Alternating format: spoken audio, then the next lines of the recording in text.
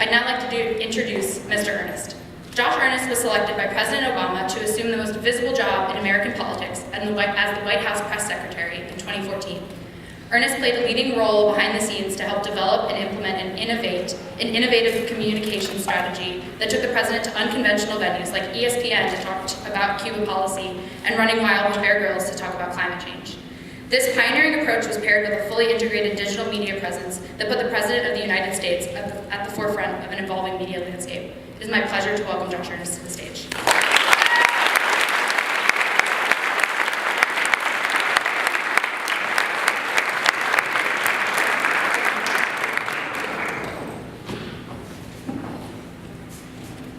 All right, good evening, everybody. It's nice to see you all. It was October 1st, 2015, the day that I saw the supposedly professorial and Spock-like Barack Obama at his most exasperated in the White House briefing room. He stepped to the podium in the aftermath of another mass shooting, this time at Umpqua Community College in Roseburg, Oregon. Here's what he said, according to the White House transcript from that day. He said, "Earlier this year, I answered a question in an interview by saying the United States of America is the one advanced nation on earth in which we do not have sufficient common sense gun safety laws, even in the face of repeated mass killings. And later that day, there was a mass shooting at a movie theater in Lafayette, Louisiana. That day, somehow this has become routine. The reporting is routine, my response here at this podium ends up being routine, the conversation in the aftermath of it, we've become numb to this." He was right about the routine thing, of course. That shooting in Lafayette occurred late one night. I was traveling with President Obama aboard Air Force One on a flight to Kenya. When we stopped to refuel the plane in Germany, the Air Force One steward, who was among the humblest and most hardworking men in the United States military, woke me up to tell me the news. Laying there on the bench in the Air Force One conference room, it's not quite as glamorous as it sounds, I grabbed my phone and quickly punched out a statement that we could put out before we took off again after refueling. In other words, sadly, tragically, these events were so common that I could literally respond to them in my sleep. 2 years and 1 day after that exasperated presidential appearance in the briefing room, last Monday morning, my wife was awakened by the pre-dawn murmurs of our 6-month-old. She opened her eyes, checked her iPhone, and woke me to the news that a new morbid record had once again been surpassed in America. More than 50 people were killed in a shooting at a music concert in Las Vegas. Thus began the all-too-familiar grim cycle of the American people's reaction to the shock and sadness of gun violence that no other civilized country in the world endures. But this time, it was different for me. I no longer worked in the White House. I no longer had to answer the pre-7 a.m. phone calls and emails from morning show anchors and correspondents, pressing for answers to their questions. Over 8 years in the White House, it became easy to dispense with these answers quickly because the answers never changed. Has the president been briefed? Yes. Is there a connection to terrorism? Not that we've seen yet, but they're still investigating. Will the president speak on camera about this later today? Probably. When? We'll let you know as soon as we know. Will the president travel to Vegas? Probably. When? Soon, but only when we're sure he won't distract from the ongoing response. Will he speak at the memorial service? The service hasn't even been planned yet. Is there any hope for meaningful action from Congress to reduce gun violence? If nothing changed after Newtown, nothing's going to change until we have a different Congress. Pretty discouraging, right? So 9 months into my post-White House life, I found myself feeling as relieved as I ever have that I no longer had the responsibilities of being the White House press secretary. That afternoon, I watched the routine play out from the other side of the podium. The White House was saying that now was not the time to discuss ideas to stop gun violence. I checked Twitter, and commentators were criticizing Democrats as a broken record, trying to capitalize on a mass shooting to push background check legislation. Never mind that the legislation that they backed is favored by a majority of gun owners. Once again, our political system, that was created as a venue for debating the merits of competing ideas, was once again focused on the food fight and not on the substance. And when it comes to the gun debate, the consequences are devastating. But the gun debate isn't even the clearest manifestation of this phenomenon. President Donald Trump is. Years before he became a presidential candidate, Trump's political support wasn't based on his policy ideas. Trump gained notoriety because he was the most colorful, obstinate, offensive birther in the world. He joined with racists and those who were eager to win their political support in picking a fight with the President of the United States. The fact of and the facts on President Obama's birth certificate were rendered all but irrelevant by Trump's willingness to fight. When he entered the presidential race, Trump didn't win the Republican primary because he had a policy agenda that appealed to conservative voters. His most famous political idea, if you can even call it that, was to build a wall on the southern border and have Mexico pay for it. But polls throughout 2016 showed that even most Republican voters didn't believe that this is a promise that he would keep. Instead, Trump won because he ridiculed low-energy Jeb Bush and little Marco Rubio and Lion Ted Cruz, one by one. His general election victory over crooked Hillary wasn't much different. His victory in the election was so surprising that it felt like something new and different had happened. In reality, Trump's Electoral College win is the logical conclusion of a strategy that Washington, D.C. Republicans pursued from the very first day that President Obama was prepared to take the prepared to take the oath of office. In other words, Trump is not the cause of our political system's most serious flaw. He's the most conspicuous and dangerous symptom. Even before President Obama's inauguration, the Senate Republican leader Mitch McConnell was quite direct about his party's political strategy. Fight the guy who took office vowing to get people in Washington to work together. That's it. It's not particularly complicated. And it's why Republicans constantly found themselves voting against popular ideas and even ideas they previously supported. The will of the voters and the concept of intellectual honesty ran a distant second and third to the priority of aggressively opposing and fighting Barack Obama's stated position. The best example of this phenomenon, of course, is Obamacare, first known as the Affordable Care Act. Obama's reform of the private health care system is based on leveraging free market forces to increase competition, giving customers more choices, deterring free riders, and most importantly, lowering costs for families, businesses, and the government. This is not exactly left-wing rhetoric. In fact, it's the argument that conservative-leaning policy experts had been making for years.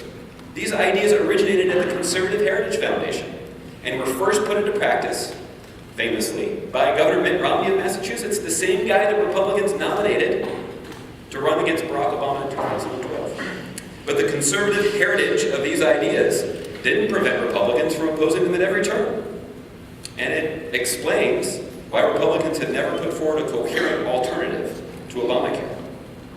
It left even President Trump observing on Twitter, where else, that after 7 years of promising to repeal and replace Obamacare, Republicans had no plan to do so.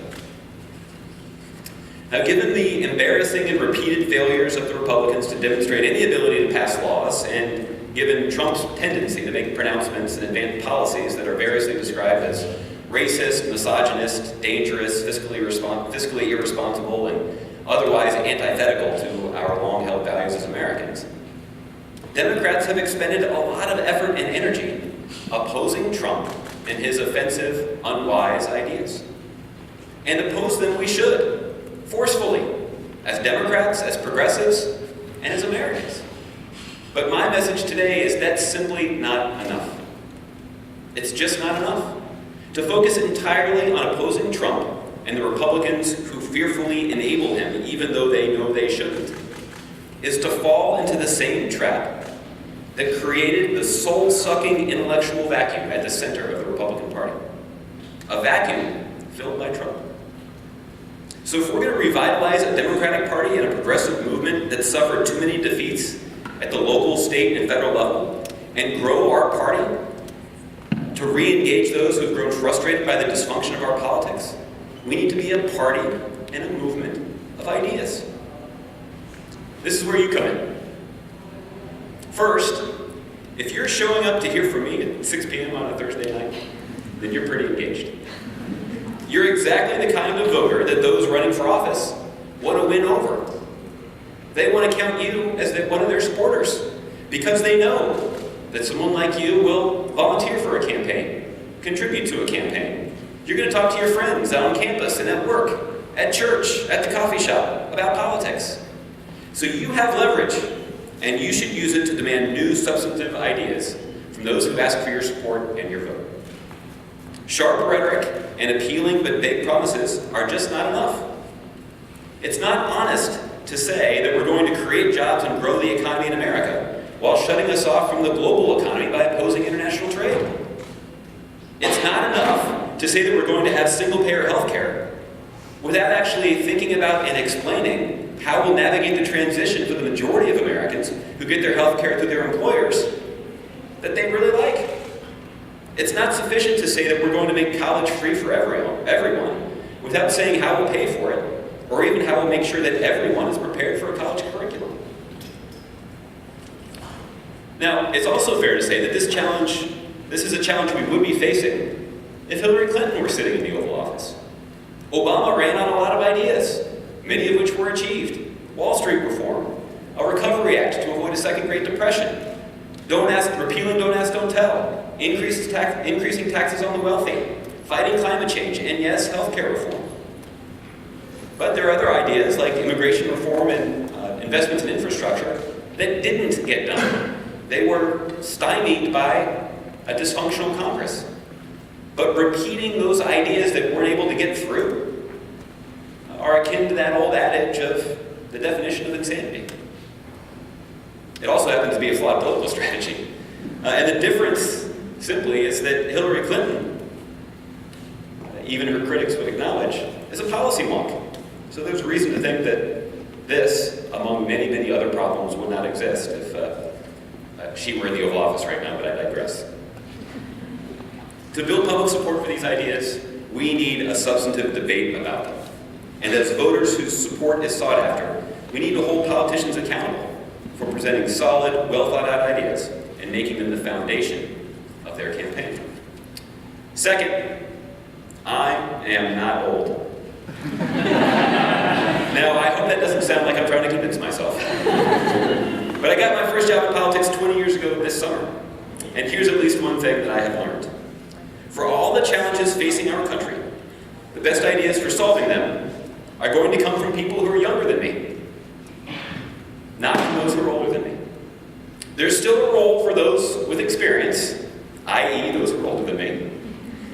Those people need to help lead those debates. They're probably going to be part of writing them into legislation and passing them into law.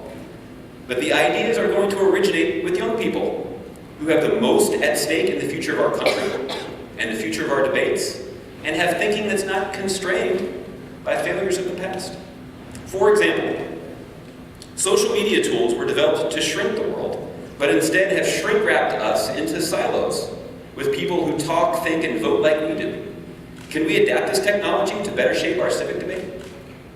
How can we accelerate the progress that we have made in fighting climate change? How do we make sure that the benefits of global economic growth are shared broadly and not just enjoyed by those at the top? How do we make sure that exciting technological innovation like artificial intelligence and robotics does more than just take away jobs and actually expands economic opportunity? The Affordable Care Act, as I mentioned earlier, has cut costs and expanded access to health care for millions of Americans. But what additional changes can we make to increase efficiency and improve outcomes in the richest country in the world? What technology can we deploy to reduce gun violence? The future of our party and our country depends on our ability to face these questions and have a serious, substantive discussion about the best way to solve them. So as discouraging as our political system and our political debates can often seem, I want you to know that we're counting on you, like the young, engaged people in this room, to play a leading role in solving that effort and demanding the kinds of good ideas that are going to shape the future of the country. Thank you very much for being here.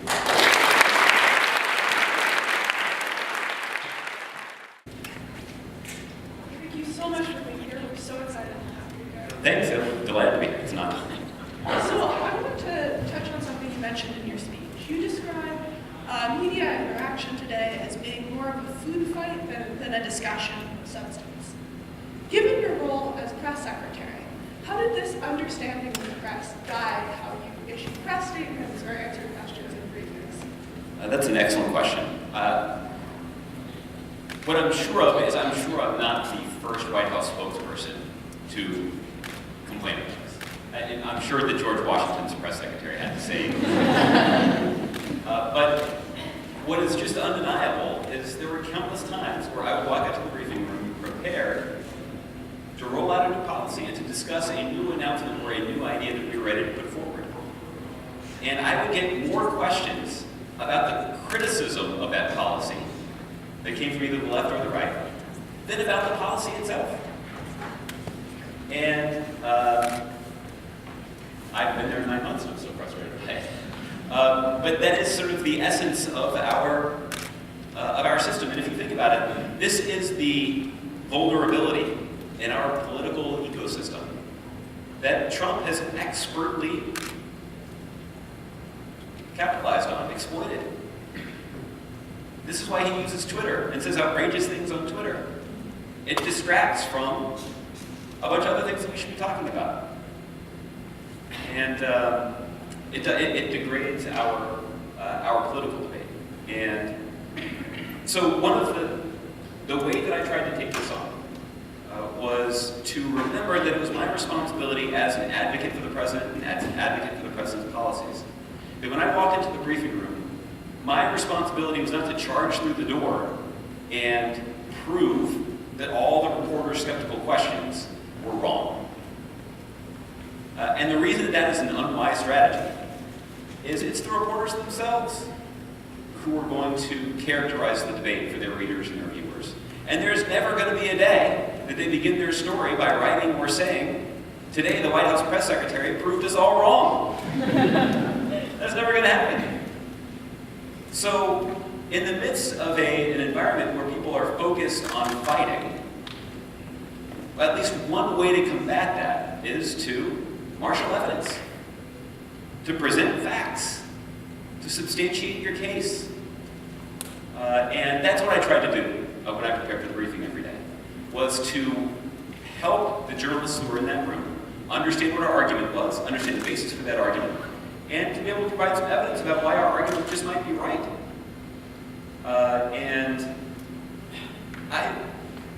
That strategy proved to work well, but not perfectly. I think the evidence that I have that worked well is, I think there are a variety of things that make the White House briefing different now than it was before. And one of them is that when you listen to the people who stand behind that podium now, they're often not in a position where they are making an argument. If you listen, you often hear lots of assertions, some of which have some basis in reality, some of which don't. You hear a lot of promises, some of which are within the realm of the possible, and many of which are not. And it undermines their ability to be particularly persuasive. And I think that shows up in the coverage of the briefing. And I think it shows up in the coverage of the White House. As you mentioned, the relationship between the current administration and the press has been fairly antagonistic, with President Trump using terms such as fake news to describe major media outlets. Given this, what do you think is the ideal relationship between the press and the administration? Do you think it should be more access-based, more adversarial? What do you think creates the most ideal situation for our democracy? Yeah. The relationship between the White House press corps and the White House is supposed to be adversarial. And the day that it's not is the day that the press corps stop doing their jobs. And I made that observation frequently when people would, about every month or so, want to assess the state of the relationship between the Obama White House and the White House press corps at the time. And there are some times when it would be good, sometimes when they would be pretty frustrated that there hadn't been a news conference in a while, for example.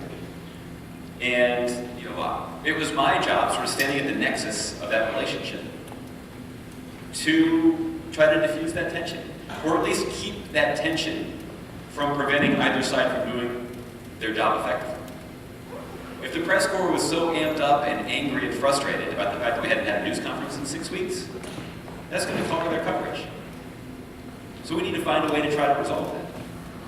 If the president and members of the senior staff are so exasperated by the kind of coverage that they're getting from the press corps, there are some who may have the instinct that, well, we should stop dealing with them, or we should stop engaging with them, or stop returning that person's phone calls.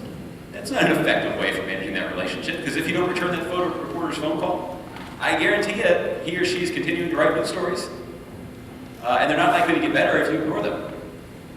So I view that as an important part of my responsibility, is to try to manage that relationship. But my job is not to eliminate tension or to prevent disagreements from arising. My responsibility was to try to manage and mitigate those disagreements and that tension so that it stayed at a sustainable level that would allow both sides to continue to do their job. And I think ultimately that is the kind of relationship that best serves the President and the White House. It's a relationship that well serves the American public in terms of ensuring that there are independent professional journalists on the job every day, holding the White House accountable, holding people in power accountable for the way that that authority is wielded. So it doesn't sound like a particularly ideal situation, but democracy is a little messy. It's supposed to be. When it's working, that's evidence that it's working. There would be times where people, I remember that there's one particularly well-respected political journalist in Washington who was frustrated for a reason that even to this day I don't quite know, but who described the lack of transparency on the part of the White House as, quote, dangerous. Dangerous. I think we now know what a lack of transparency that's dangerous looks like. It looks a lot different than the relationship that we have in the present times. Some of these issues of dealing with the press relationship included controversies surrounding the Obama administration's decision to prosecute whistleblowers under the Espionage Act, or decision to not allow FOIA requests. How do you think this impacted your job as press secretary and the relationship with the press? Look, we had lots of debates about transparency, and this was a common point of tension in the relationship between the White House and the White House press corps. But again, if there's ever a day where the reporters are sitting back in the room saying, boy, you guys have responded to more than 90% of the FOIA requests that we've submitted. Thank you so much for your service. We're really satisfied with that. They should be out there saying, well, where's the other 10%? That is their job. They should never be satisfied. So, I was comfortable with the critique and the insistence on the part of journalists that there should be more transparency. I think what I was not comfortable with were expressions like a dangerous lack of transparency, or exaggerated suggestions that somehow the White House was more hostile to reporters than even the Nixon administration. Something that is not true, but something that a number of journalists said. And I wrote a letter to the editor. To highlight for you how much of a point of tension this was, I actually wrote a letter to the editor of the New York Times about this. And the argument that I made in that letter was simply that this is supposed to be a point of tension between the White House and the press corps. But when there are things that we get right, there should be an acknowledgement that we got them right. There has to be some kind of built-in positive reinforcement mechanism if you're advocating for something. And there's nobody in the world that has the time and probably the inclination to be a consistent, well-informed, persistent advocate for transparency other than the White House press corps. And you're not going to be an effective advocate if the people that you are holding accountable aren't occasionally given credit for getting it right. It doesn't mean that you should say you're satisfied, but just the acknowledgement where progress is made is important to effective advocacy. If you think about this in a different setting, if you work for the NRA, you don't just spend all your time beating up on the Democrats. who don't toe the line. You also want to look for ways to give credit for those who are on your side. That makes them an extraordinarily effective advocacy organization in Washington. And I think it is one way in which the White House press corps' advocacy on this issue fell short and made them, in some cases, not as effective as they could have. Do you think this has any spillover effects into the press's current relationship with the current administration?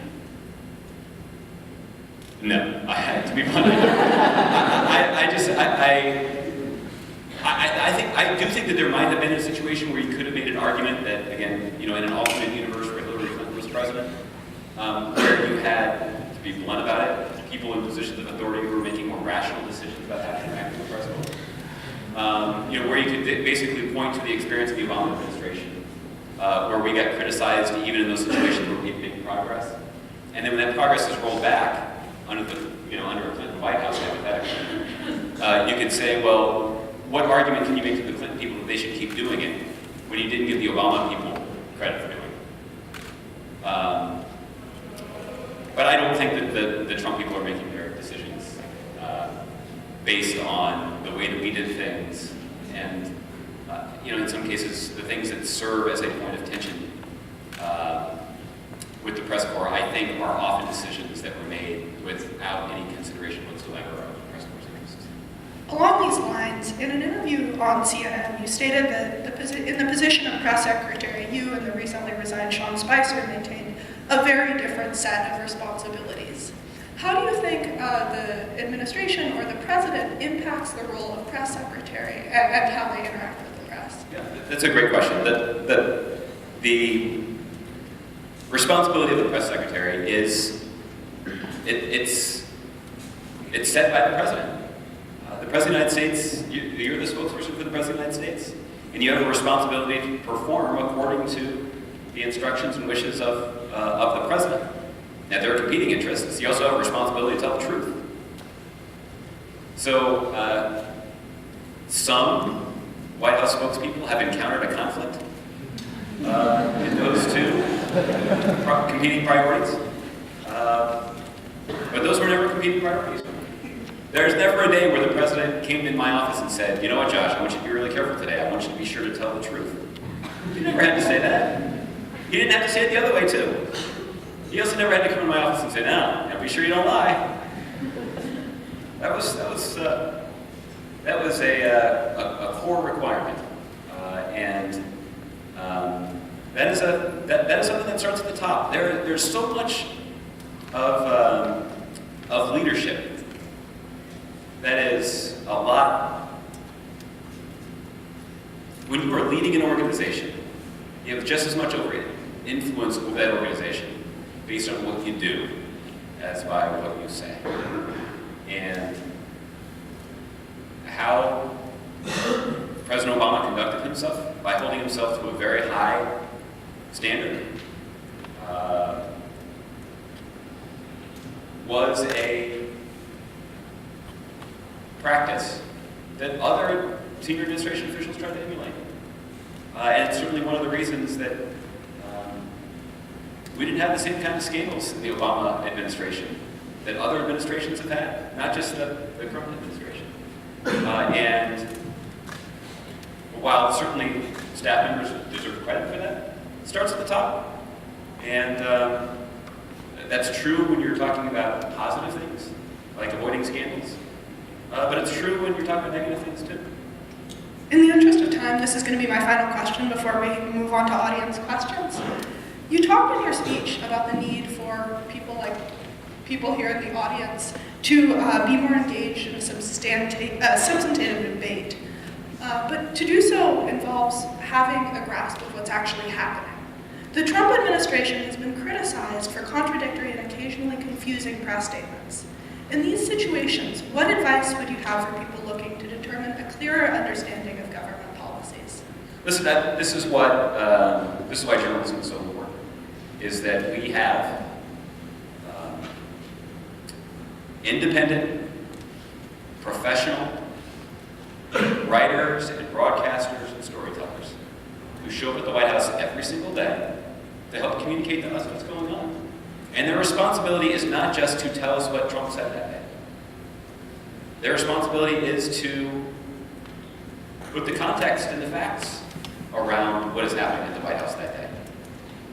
And again, I think that the press corps has not been perfect, but I think that they have acquitted themselves well in fulfilling their responsibilities as professionals, as employees of news organizations, and as an important part of our democracy, in doing exactly that.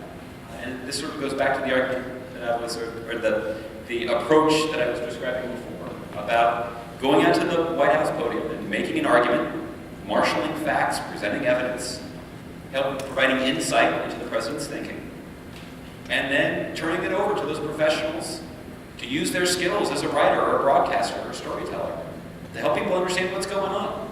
And you know, I often told journalists, that's what we expect of you. That's what I expect of you. My expectation is not that you're going to walk into the White House every day and write a story that makes Barack Obama look good. That's not your job. Your job is to help the American people and your readers or listeners understand what we're doing here. And there are going to be situations where we describe to you what we're doing, why we think it's the right thing, why we have evidence that it's going to work. That's not necessarily going to make Barack Obama look good. If you think about the refugee crisis that the world faced in the fall of 2015, the photograph of that deceased child on that beach in Greece, that shook the consciousness of a lot of people that were previously only vaguely aware, if even that, of a refugee crisis occurring. And there were a lot of tough, pressing questions directed at the administration. It seems hard to remember this, about why the United States wasn't doing more to take more refugees. And the answer that we gave was that we had a responsibility to do everything that we could to keep the American people safe. And the fact is that people come to the United States as refugees are vetted more thoroughly than anybody else who enters the United States. They're subjected to rigorous background checks, and it takes 18 months sometimes for them to be admitted to the United States. So we couldn't just fling open the doors and bring them in. That would not be a wise, responsible decision on the part of the President of the United States. So what we had to engage in a bunch of other strategies, providing financial assistance to countries who are closer to those who are fleeing violence, to make it easier for Jordan and Lebanon and other countries to absorb those refugees. President Obama provided some political cover to leaders in Western Europe who are facing a lot of political heat in their countries for why they were being willing to take on those refugees in their countries who were showing up on their borders. And we worked to increase the cap on the number of refugees that would come into the United States on an annual basis. But that increase was 15, 20, 25,000 people. When the truth is hundreds of thousands of people were fleeing violence in the Middle East. And we got pressing questions about why isn't President Obama, why isn't the United States doing more? And we had an answer to that question. There was logic. There were facts to be marshaled about what we were doing, even if a lot of people who read that story may have felt like President Obama wasn't doing enough. But it wasn't the responsibility of that journalist to convince the American people that we were doing enough. It was the responsibility of that journalist to inform the American people about what it is we were doing. Well, thank you so much for answering my questions. We're now going to offer the opportunity for audience questions. If you have something you'd like to ask Mr. Earnest, please line up behind the microphone. We request that you keep your questions as short as possible and only ask one question so as many people as possible can get an opportunity. Thank you. And I'll try to keep my answers short so we get to louder. Yes, sir? Hello, Mr. Earnest. Thank you so much for making time today. My question to you is that you talked about the responsibility of independent journalists. But I wanted to get your thoughts on the medium that journalists use. What role do you think tech companies and social media companies play as a form of the medium that journalists use to spread their message? Yeah, this is a great question, and one that is being debated in Washington, D.C., one that's being debated in newsrooms all around the world, and certainly is a subject of concern by people who get their news in a very different way than they used to even 5 or 8 years ago. The example that I've often cited is in the last couple of years of the Obama administration, we really prioritized our effort to be more creative and to integrate social media tools into our efforts to inform the public about what we were doing. And so that meant that we would make news, make announcements, offer up new ideas in ways other than just issuing a White House news release that we emailed to our White House press list. Sometimes we would send tweets. Sometimes we would post a video or a message to the president's Facebook page or to the White House Facebook page. And there were times early in that transition where very sophisticated White House journalists would come to my office and they would knock on the door, say, Josh, come in tonight. I'd say, sure, come on in. And they would say, listen, I saw that you sent that tweet from President Obama about that announcement. I said, yeah, we did. It got retweeted, tens of thousands of times. They said, if you do that again, will you send me an email to give me a heads up that you've done that? And I said, well, I'll try, but I can't promise I'm going to do that. But what that illustrates is, even the people who are highly trained professionals, who work long hours, and have dedicated their career to closely following what's happening at the White House, have a hard time keeping up in this news environment. It moves so quickly that even they have a hard time keeping track of all that's happening. So why are we particularly surprised that the American public is having a hard time keeping up? That they are in a situation where they have a hard time deciphering between hard news stories and fake news.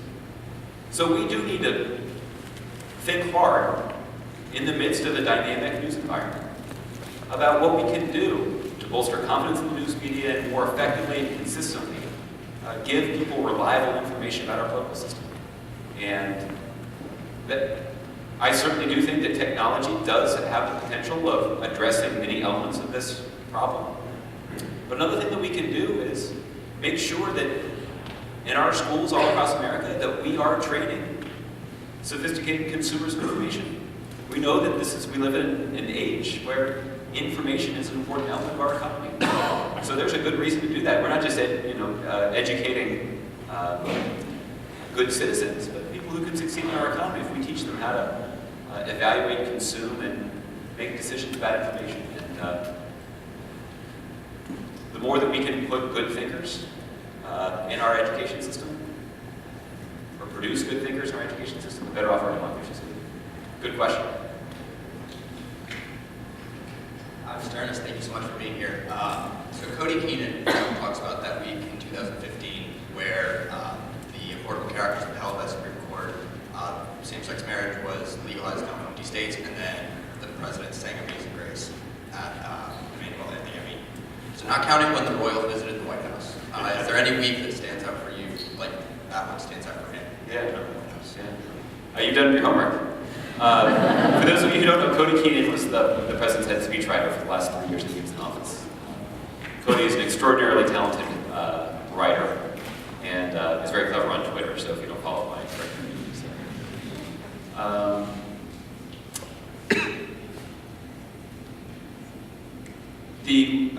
I grew up in Kansas City, Missouri, and the situation arising at my hometown Kansas City Royals won the World Series for the first time in 30 years, and that happened to coincide with the year that I was working at the White House as the press secretary. It was a remarkable coincidence, and I made the very most of their visit to the White House. So that was a memorable week, but we will take that one off the table. Look, the week of the election was a remarkable week, and in so many different ways and for so many different reasons. I was shocked by the outcome, and so many of my colleagues at the White House were as well. The day, I remember sitting on the sofa in my living room, watching the returns come in, and I was sitting there with my wife, and she, every 20 minutes or so would look at me and she'd say, "Are you nervous yet?" And I'd say, "Nah, it's gonna be fine." We had the votes are still coming in. I live in the state of Virginia. We voted in the state of Virginia. Virginia was one of those places where Trump started out with a big lead. That was very disconcerting to a lot of people. But over the course of the evening, Hillary made up ground, steadily eroded his margin and actually ended up winning the state. And I expected / hoped that we would see a similar phenomenon in Michigan and Ohio and Pennsylvania. But in Florida, and when it became clear that we were going to need to see that situation replicated in all of those states at the same time, then I knew it was time to worry. But look, what was remarkable about that week was the day after the election. I stayed up late the night of the election knowing that I was going to have to do the daily briefing the next day and answer a lot of tough pressing questions about the rhetoric that President Obama had used on the campaign trail. He had said that he did not have confidence that the country would be safe with the nuclear codes in the hands of Donald Trump. He said that he posed a threat to our democracy.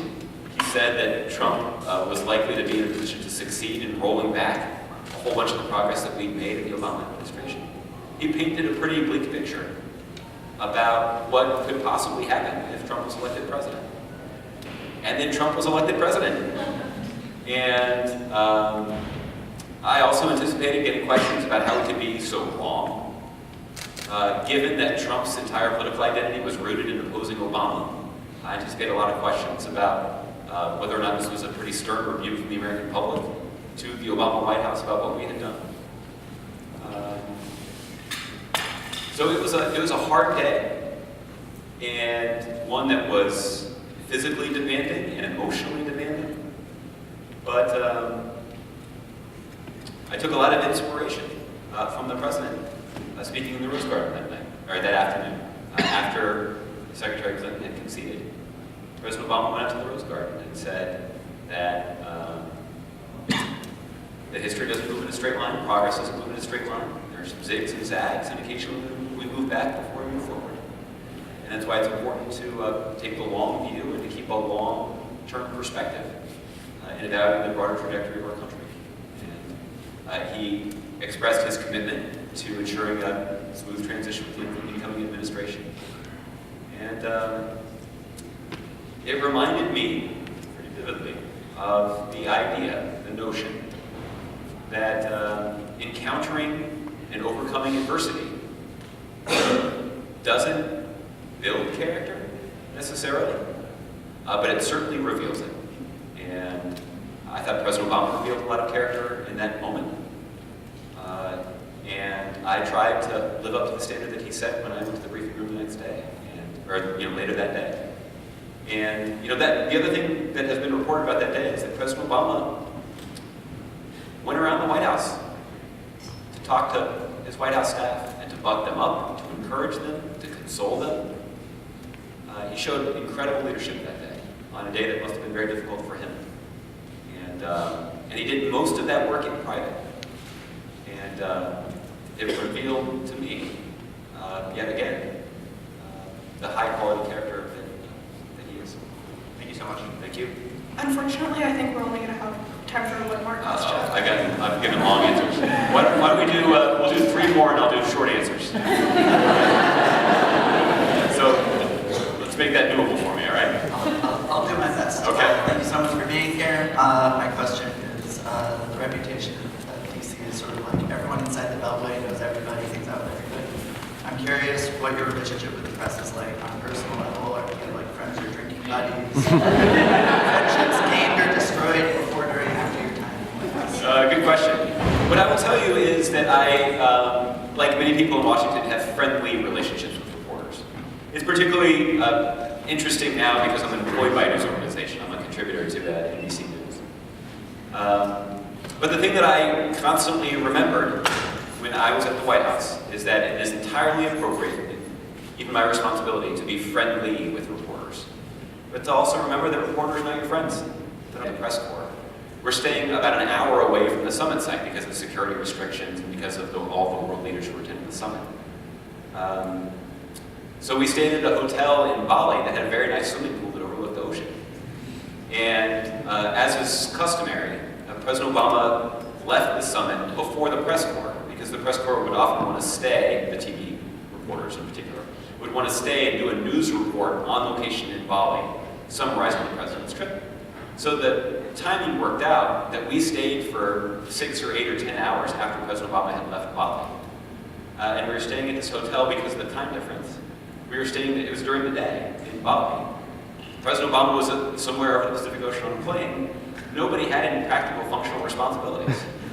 So, it meant that you had the White House press staff and all these reporters swimming in a swimming pool overlooking the Indian Ocean in Bali. So, yeah, there were times where, I got my shirt off and I'm in the swimming pool, hanging out with these journalists who were in their clothes too, and we're went in Bali. But the thing that I can tell you is that that kind of those close quarters where you work in meant that you developed a friendly relationship with other reporters, but you get back on the plane and you get back to the United States of America, you're on opposite sides again, and that adversarial relationship, even if it was sort of suspended in unique moments like that, I'm not at all under the impression that anybody ever went easy on me because we had a couple of hours in the sun in Bali. Good question. Thank you so much for your inspiring message. I was just wondering, with the White House Secretary who has to find that balance, like you said, between truth and sometimes what the president is trying to convey, what is your advice to her? Yeah, tell the truth. That really is it. There are situations where it can be really hard to take on a question that basically everybody knows the answer to. And there is a way to present a case that can shape the answer to the question, that doesn't require you to mobilize false information. So let me give you a good example of that, because that was a little vague. In 2014, President Obama was in many ways sort of at the nadir of his political influence. And this is not uncommon for presidents after 6 years. Their influence starts to wane. Congress had been particularly dysfunctional. Republicans had majority in the House, and they were using that to really flummox any effort that we were making to move forward. Democrats were trying desperately to try to hang on to their majority in the Senate, and of course they did not. In part because President Obama was not particularly popular at that point. And in the run-up to that election, I got a lot of intense questions about, isn't it true, Josh, that President Obama doesn't have the kind of political influence that he used to have, even among Democrats? And the Democrats who are running for re-election don't want to be seen with the President of the United States. They don't want him to come and campaign for them in their home states. And of course that was true. Everybody knows anything about politics knew that was true. But I wasn't going to walk out there and say, the president just doesn't have much stroke and all these Democrats are probably going to run from him. What I did was I went out there and said, the truth is, President Obama continues to have a lot of influence among Democrats. And President Obama has put forward a message that a lot of people continue to support. And while the public approval rating of President Obama's performance as president is lower than it has been in the past, the approval of him as a person is still pretty much higher than any other person involved in American politics right now. So it is possible to make an argument to try to shape the answer to the question that everybody already knows the answer to, without standing up and saying, of course that's not true. We've turned down all kinds of invitations to go campaign places. Which seems like the kind of answer you might hear in this environment. But of course it's not true at the time. So that's an excellent question. Thanks for asking. Thank you so much. All right, last one. Hi. Do you think that democracy is the end or a step towards something greater?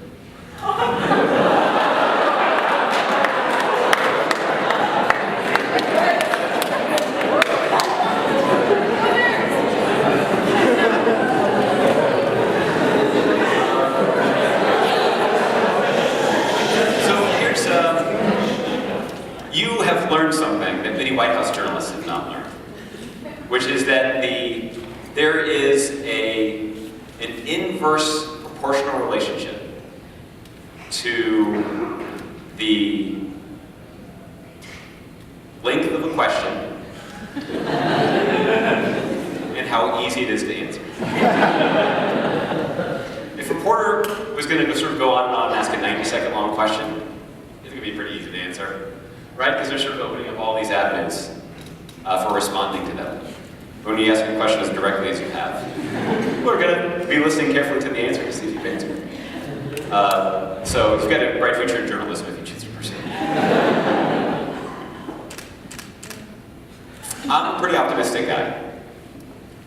And I think that it is possible for the democracy that we have in this country right now to improve and to get better and to get stronger. And I think the healthiest democracies are the ones that are constantly evolving, the ones that are constantly reinventing themselves, either in response to outside forces or in response to the preferences of their citizens. Technology can shape it, the issues that we're asking the government to confront can shape it, and whether that's climate change or a conflict with another country. The best democracies are the ones that are going to be responsive to those outside forces and responsive to the needs of their citizens. And that's not just going to shape the debate, it's going to shape the essence of our government. And I think part of the problem we have right now is that our democracy is pretty brittle, right? That we sort of keep bumping into the same kinds of constraints that have prevented us from doing things that are pretty obvious, things that are strongly supported by a vast majority of the country. The majority of Americans, a strong majority of Americans, supports things like comprehensive immigration reform, a smart investment in our infrastructure, common sense gun control. There are things that we can do, but our brittle democracy right now is preventing those things from happening. And what we need is we need our democracy to adapt and start electing people to office that aren't just looking to pick a fight, but are actually looking to consider ideas where we can find some common ground. And this goes back, so that in some ways this is a good way to end. It goes back to the argument that I was making before. It's easy to get attention for yourself if you can engage in a fight and colorfully criticize and trash your opponent or somebody on the other side. It takes a little more work to try to think of a new idea or a creative solution, and then work with somebody who may not totally agree with you to find some common ground on that idea. And the way that we're going to get to see that change is if people who are in elective office feel pressure from us to choose that path.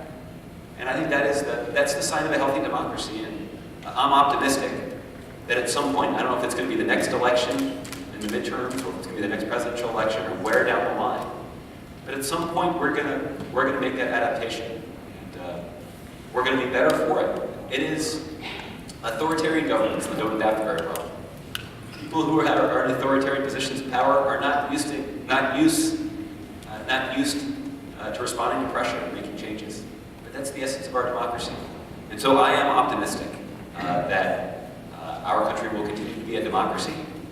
But if our democracy is going to be healthy and succeed, it's going to continue to evolve. So, great question. Thank you. Thank you.